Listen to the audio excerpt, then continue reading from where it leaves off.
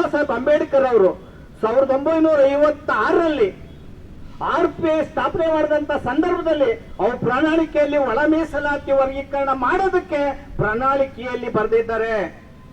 ದುರ್ಬಲಗಳು, ಆರ್ಥಿಕವಾಗಿ ಹಿಂದುಳಿದವರು, ಸಾಮಾಜಿಕವಾಗಿ ಹಿಂದುಳಿದವರು, ಶೈಕ್ಷಣಿಕವಾಗಿ ಹಿಂದುಳಿದವರಿಗೆ ಸಾಮಾಜಿಕ ನ್ಯಾಯವನ್ನ ಕೊಡೋದಕ್ಕೆ ಪ್ರಾತಿನಿಧ್ಯವನ್ನ ಶೈಕ್ಷಣಿಕವಾಗಿ, ರಾಜಕೀಯವಾಗಿ ಮತ್ತು ಔದ್ಯೋಗಿಕವಾಗಿ ನಾನು ಪ್ರಾತಿನಿಧ್ಯನ ಕೊಡ್ತೀನಿ ಅಂತ ಹೇಳಿ ಅವರು ಪ್ರಣಾಳಿಕೆಯಲ್ಲಿ ಬಾಬಾ ಸಾಹೇಬ್ ಅಂಬೇಡ್ಕರ್ ಬರೆದಿದ್ದಾರೆ. ನೀವು ಅಂಬೇಡ್ಕರ್ ವಿರೋಧಿಗಳು, ಅಂಬೇಡ್ಕರ್ ಪರವಾಗಿರುವಂತ ಅಂಬೇಡ್ಕರ್ ಐಡಿಯಾಲಜಿ ಇರೋರು ಅಲ್ಲ. ಮೊದಲೇ ತಲೆಮಾರಿನ ಪ್ರಥಮ ನಾಯಕರು ದಲಿತ ಚಳವಳಿಯನ್ನ ನಡೆಸಿದಂತವ್ರಿಗೆ ಬಾಬಾ ಸಾಹೇಬರ ಐಡಿಯಾಲಜಿ ಗೊತ್ತಿಲ್ಲ, ಬಾಬಾ ಸಾಹೇಬ್ ಅಂಬೇಡ್ಕರ್ ಅವರ ತತ್ವ ಸಿದ್ಧಾಂತಗಳು ಗೊತ್ತಿಲ್ಲ. ಆ ಕಾರಣದಿಂದ ನೀವು ಜೀವನವನ್ನ ಮಾಡ್ಕೊಳಕ್ಕೋಸ್ಕರ,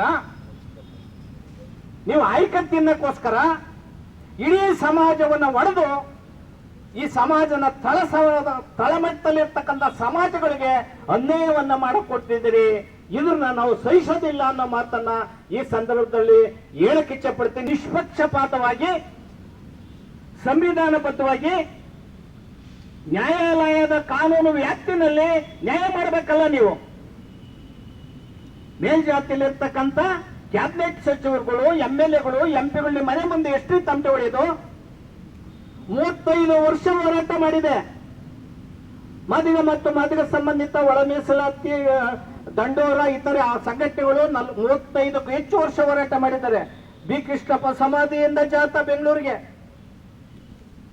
ಕೂಡಲ ಸಂಗಮದಿಂದ ಜಾಥಾ, ಹುಬ್ಳಿ ಸಮಾವೇಶದಲ್ಲಿ 8 ಜನ ಸತ್ತೋಗ್ತಾರೆ. ಸುವರ್ಣಸೌಧ ಮುತ್ತಿಗೆ ಲಾಠಿ ಪ್ರಹಾರ ಬೆಳಗಾವಿಯಲ್ಲಿ, 100 ಸಹಸ್ರಾರು ಕೇಸ್ಗಳು, ರಕ್ತ ಕಣ್ಣೀರಿನಲ್ಲಿ, ಬೆವರಿನಲ್ಲಿ ಪ್ರಾಣವನ್ನ ಕೊಟ್ಟು, ಜೀವವನ್ನ ಕೊಟ್ಟು ಹೋರಾಟ ಮಾಡಿದಾರಲ್ಲ. ದೇಶದ ಯಾವುದೇ ಚರಿತ್ರೆಯನ್ನ ತೆಗೆದು ನೋಡಿದ್ರೆ ನೀವು 35 ವರ್ಷ ದೀರ್ಘ ಹೋರಾಟ ಮಾಡುವಂತಹ ಇತಿಹಾಸ ಎಲ್ಲೂ ಇಲ್ಲ. ಅದು ಸತ್ಯ ಇದೆ.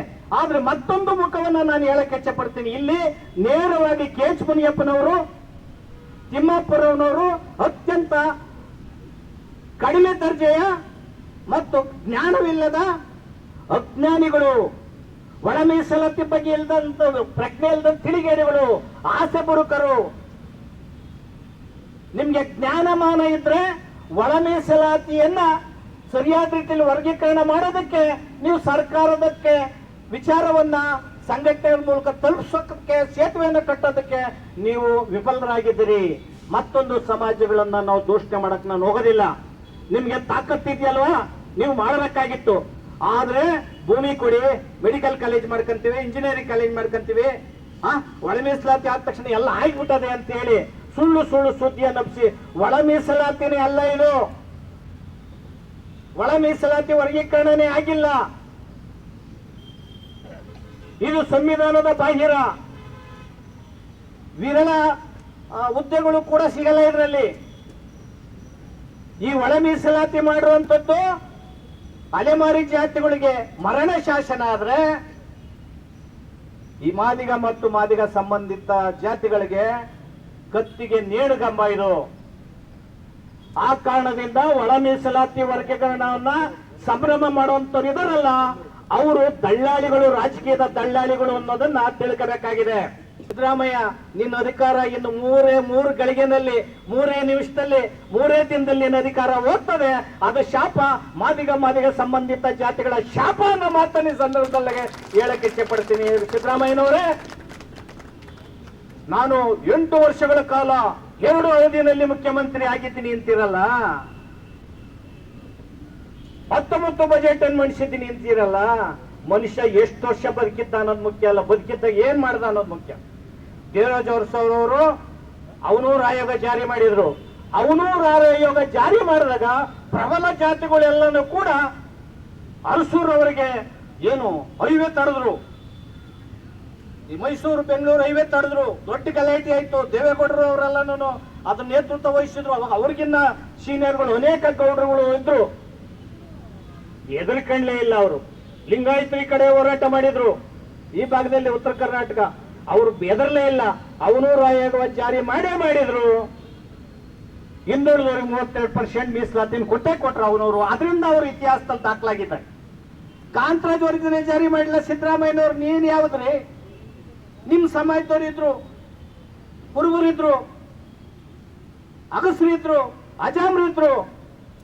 ಅವರೆಲ್ಲರಿಗೂ ಕೂಡ ನೀನ್ ಬತ್ತಿ ಇಕ್ಕಿ ನಾನು ಇನ್ನ ಮುಖ್ಯಮಂತ್ರಿ ಆಗ್ತೀನಿ ಅದು ಯಾವ ಪುರುಷಾರ್ಥಕ್ಕೋಸ್ಕರ ಯಾವುದೇ ಕಾರ್ಯಕ್ರಮಗಳು, ದಾಖಲಾರ್ಹ ಕಾರ್ಯಕ್ರಮಗಳು ನೀನ್ ಮಾಡ್ಲೇ ಇಲ್ಲ.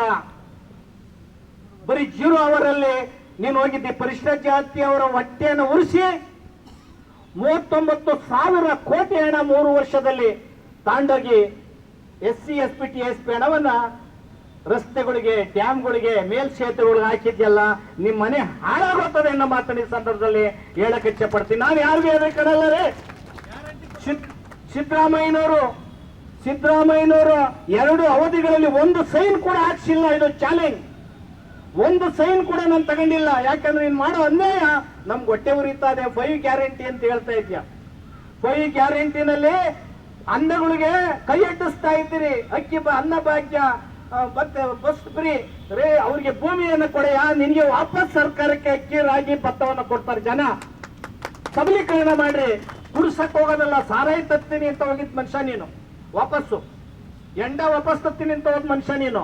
ನಾವು ಹೋರಾಟ ಮಾಡಿದಾಗ ನಿಲ್ತದು. ಎಂಡ ನಿಂತಿರೋದು ನಮ್ಮಿಂದ, ಸಾರಾಯಿ ನಿಂತಿರೋದು ನಮ್ಮಿಂದ. ಪ್ರತಿ ಹೋಬಳಿಗೊಂದು ವಸತಿ ಶಾಲೆ ಇರೋದು ನಮ್ಮ ಹೋರಾಟದಿಂದ. ಇಂಗ್ಲಿಷು ಮಾಧ್ಯಮಗಳು ಪ್ರಾರಂಭ ಮಾಡಿ ಅಂತ ಹೋರಾಟ ಮಾಡಿದವರು ನಾವು. ಆದ್ರೆ ಇನ್ನು ಯಾವ ಬದ್ಧತೆ ಇದೆ ಅನ್ನೋದನ್ನ ಪ್ರಶ್ನೆ ಮಾಡ್ತೇವೆ. ನೋಡ್ರಿ, ನೆರೆ ರಾಜ್ಯದಲ್ಲಿ ತೆಲಂಗಾಣ, ಆಂಧ್ರ, ತಮಿಳುನಾಡು ನೀಟಾಗಿ ಅವ್ರು ಬಂದ ತಕ್ಷಣನೇ ಸುಪ್ರೀಂ ಕೋರ್ಟ್ ಆದೇಶ ಬಂದ ತಕ್ಷಣ ಒಳ ಮೀಸಲಾತಿನ ವರ್ಗೀಕರಣ ಮಾಡಿದ್ರು. ಸಿದ್ದರಾಮಯ್ಯನವರು 2 ವರ್ಷ ಇಟ್ಕೊಂಡು ಕೂತ್ಕೊಂಡ್ರು. 13 ರಿಂದ 18ವರೆಗೂ CM ಆಗಿದ್ರು ಕೂಡ ಸದಾಶಿವ ಆಯೋಗ ವರದಿ ಇದ್ರು ಕೂಡ ತೆಗೆದು ನೋಡ್ಲೇ ಇಲ್ಲ ಸಿದ್ದರಾಮಯ್ಯನವರು. ತೆಲಂಗಾಣ, ಆಂಧ್ರದಲ್ಲಿ ಭೀಮಶಂಕರ್ ಅವರು ಆದೇಶವನ್ನು ಮಾಡಿದ್ರು. ನಿಮಗೆ ಗೊತ್ತು, SC ST TSP ನ ಒಳ ಮೀಸಲಾತಿಯನ್ನು ಒಳ ಮೀಸಲಾತಿಯನ್ನು ಅಳವಡಿಸಿದ್ದಾರೆ. ಫಲಾನುಭವಿಗಳನ್ನ ಒಳ ಮೀಸಲಾತಿ ಅಂತ ಆಯ್ಕೆ ಮಾಡ್ತಾ ಇದ್ದಾರೆ. ನೋಡಿ, ಆದೇಶ ಇಲ್ಲಿದೆ. ತೆಲಂಗಾಣ ಮತ್ತೆ ಆಂಧ್ರ ಪ್ರದೇಶದಲ್ಲಿ SC ST TSP ಆದೇಶ ಅಲ್ಲಿ ಮಾಡೋದಿಲ್ಲಿದೆ. ಸಿದ್ದರಾಮಯ್ಯನವರು ಏನಪ್ಪ ಮಾಡಿದ್ದಾರೆ, ನಮ್ಮ ಕರಪತ್ರವನ್ನು ಓದಿ ಸುಮಾರು ಒಂದು 15 ಟೈಪು ಎಷ್ಟೆಷ್ಟು ಉದ್ಯೋಗಗಳಲ್ಲಿ ಒಳ ಮೀಸಲಾತಿ ಇಲ್ಲ ಅಂತ ಡಿಟೈಲ್ ಆಗಿದೆ ಕರಪತ್ರದಲ್ಲಿ. ಅದನ್ನ ಹಾಕಿದ್ದೇವೆ ನಾವು. ಅಂದ್ರೆ ಒಳ ಮೀಸಲಾತಿ, ಸಂಪೂರ್ಣ ಒಳ ಮೀಸಲಾತಿ ಆಗಬೇಕು. ಎಲ್ಲೆಲ್ಲಿ ಉದ್ಯೋಗಗಳು ಇದಾವೋ, ಯಾವ ವೃಂದದಲ್ಲಿ ಇದೆಯೋ, ಯಾವ ಇಲಾಖೆಯಲ್ಲಿದೆಯೋ ಅಲ್ಲೆಲ್ಲನೂ ಕೂಡ ಒಳ ಮೀಸಲಾತಿ ವರ್ಗೀಕರಣ ಆಗಬೇಕು ಅಂತ ಈ ಮೂಲಕ ಆಗ್ರಹವನ್ನ ನಾವು ಈ ಮೂಲಕ ಮಾಡ್ತಾ ಇದ್ದೇವೆ.